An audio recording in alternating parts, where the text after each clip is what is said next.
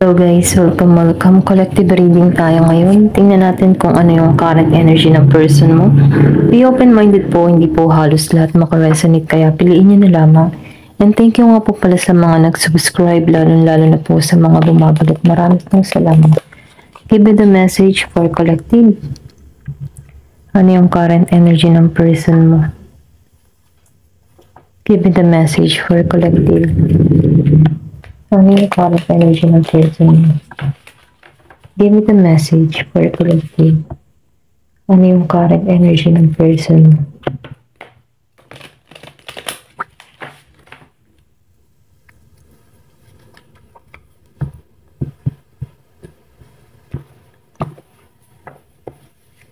Give me the message for collective.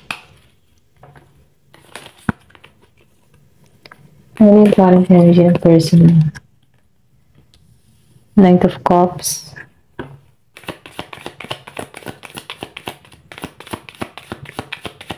Give me the message. Page of Pentacles.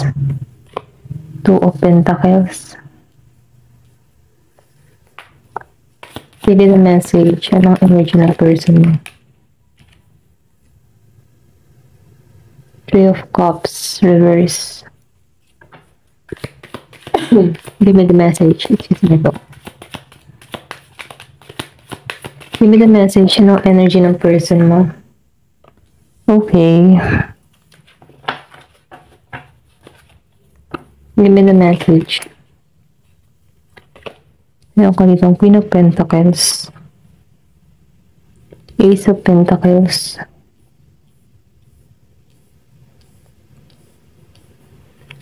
Queen of Pentacles, Queen of Cups, and the Hierophant Reverse.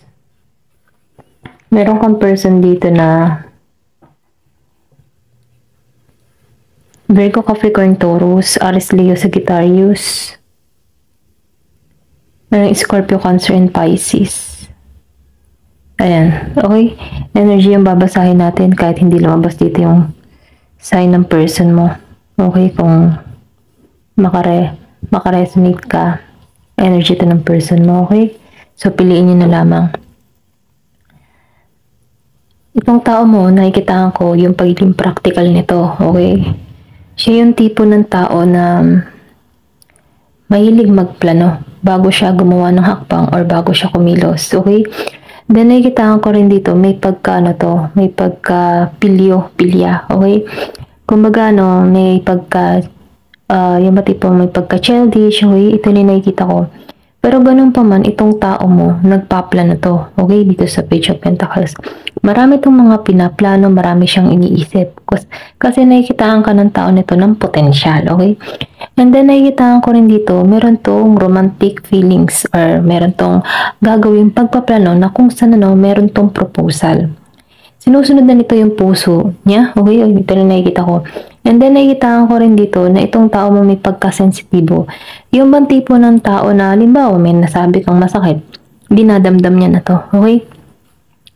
Then, nakikita ko rin dito, marami itong kinaharap na pagsubok, or pwede rin sabihin kayong dalawa, marami kayong kinaharap na pagsubok, ups and down, na kung saan na nasubukan, or nakilanlan nyo ang bawat isa, nakilala nyo ang ugali ng bawat isa. Na kung saan dumaan din kayo sa yung bagang nag-juggling yung inyong buhay, ito lang nakikita ko. Pero ganun pa man nakikitaan ko dito na gusto ng tao nito na magkaroon ng yung bagang ayusin. Kumbaga pina-priorities na to, okay? Itong connection na to, nagpaplano, pina-priority na to. Kung before hindi niya to pina-priority, ito ang gusto niya mangyari, magkaroon ng balance. Then nakikitaan ko rin dito, hindi to mapakali, hindi to tipong wala siyang kapayapaan sa kanyang kaisipan.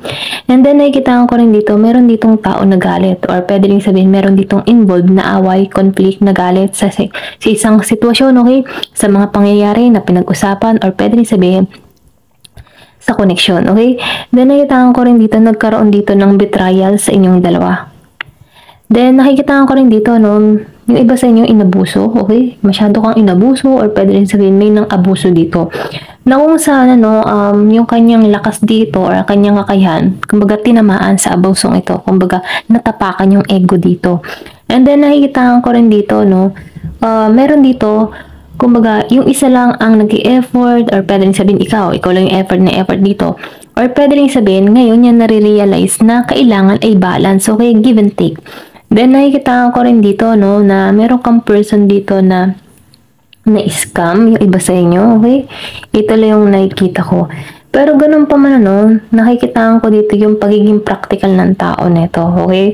Hindi siya natingin sa tsitsura, sa iyong figure, okay? Natingin ito kung paano yung mga tipong paano niya makakasundo or pwede rin sabihin ikaw ay yung tipo ng tao na practical. Gusto mo ay yung makakasundo mo. Okay?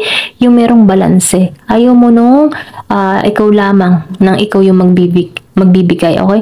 Ito lang yung nakikita ko. Hindi to natingin sa natingin to sa pag-uugali na kung saan yung makakasundo niya. Ito lang yung nafe-feel ko dito sa Queen of Pentacles. Then nakikita ko rin dito meron ka ditong person na yung bang tipo na business oriented. Kumbaga, masyado siyang business-minded. Ito lang nakikita ko. Mas gusto niya yung kabuhayan, maging maayos, stable, ganun. Kumbaga, no, practical to eh. Hindi niya masyadong inaano yung love, okay? Mas gusto niya ay yung makakasundo niya, then okay yung business, partnership, okay? Yung bang tipo na merong balanse sa bawat isa. Then, nakikita ko rin dito, no, yung iba sa inyo, meron ka ditong tao na generous or pwede rin sabihin, ganun katingnan ng tao mo, generous, okay? Mapagbigay. At yun yung nagugustuhan niyang pag-uugali sa'yo, yung pagiging mong generous, pagiging mong grounded, okay?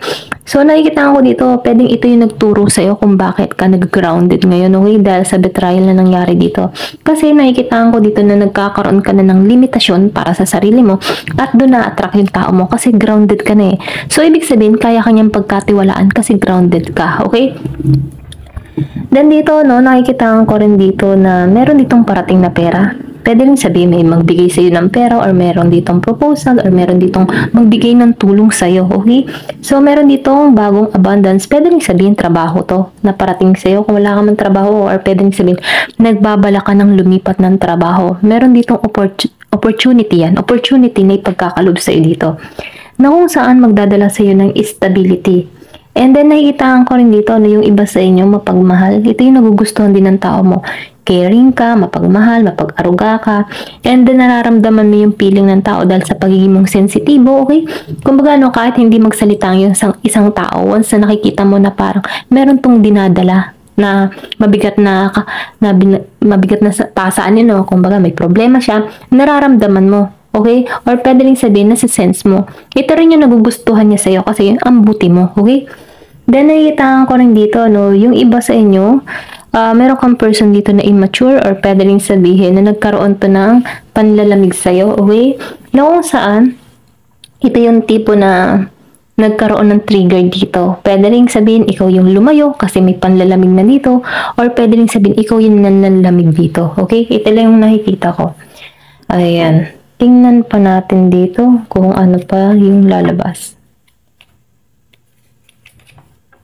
Give me the message.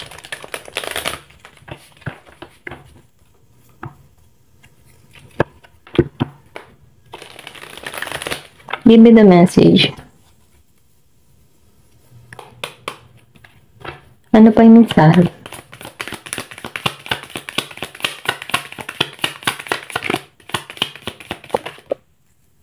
Healing. So, meron ditong gusto mag-healing yung connection or pwede rin sabihin, meron itong mga trauma or ikaw, nagkaroon ka ng trauma dito na kung saan in the past, ito yung nag-trigger sa'yo. So, nakikita ko dito, meron ditong nag-healing or pwede rin sabihin, gusto nitong ma-healing yung connection, yung nangyari in the past. Ito lang nakikita ko. Give me the message. Ano pa yung mensahe? Temptation. So, nagkaroon dito ng pandaraya or panunokso or pwede rin sabihin na tukso tong person mo. Ayan, nagkaroon dito ng cheating. Okay, ito lang nakikita ko.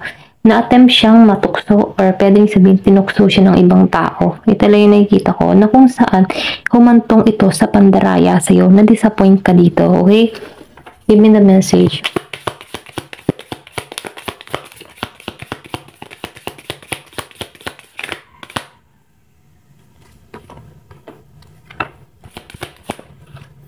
tactics. Nagpaplano, okay, confirmation doon sa sinabi ko kanina, no? Meron siyang mga pinaplano.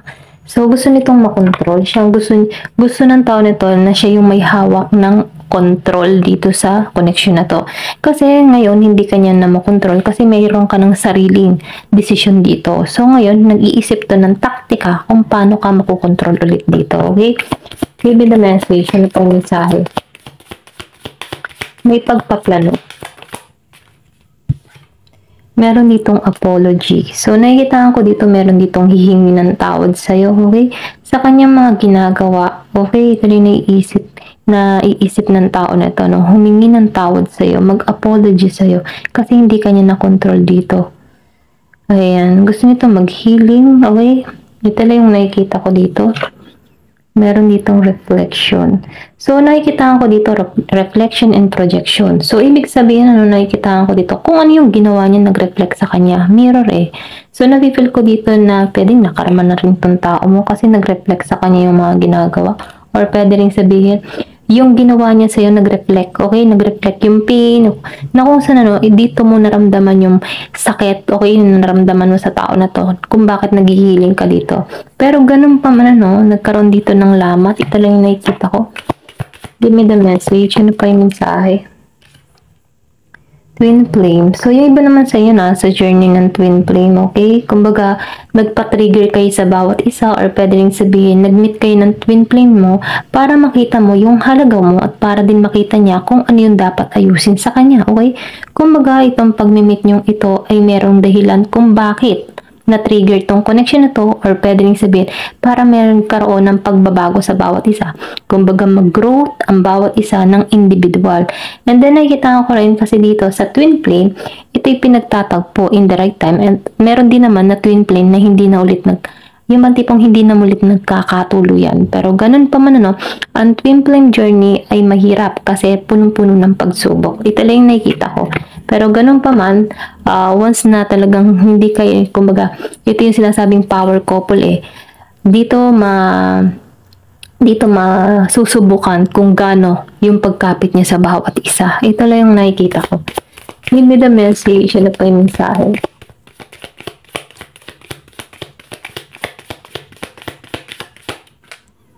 Meron dito na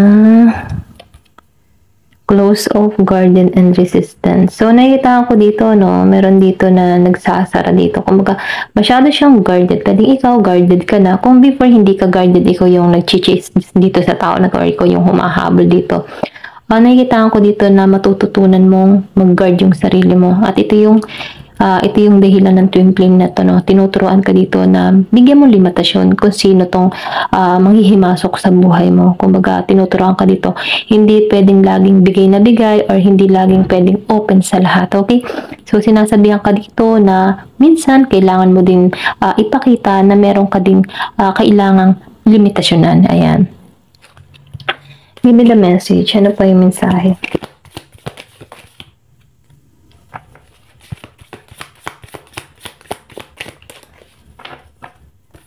Give me the message. Ano pa yung mensahe?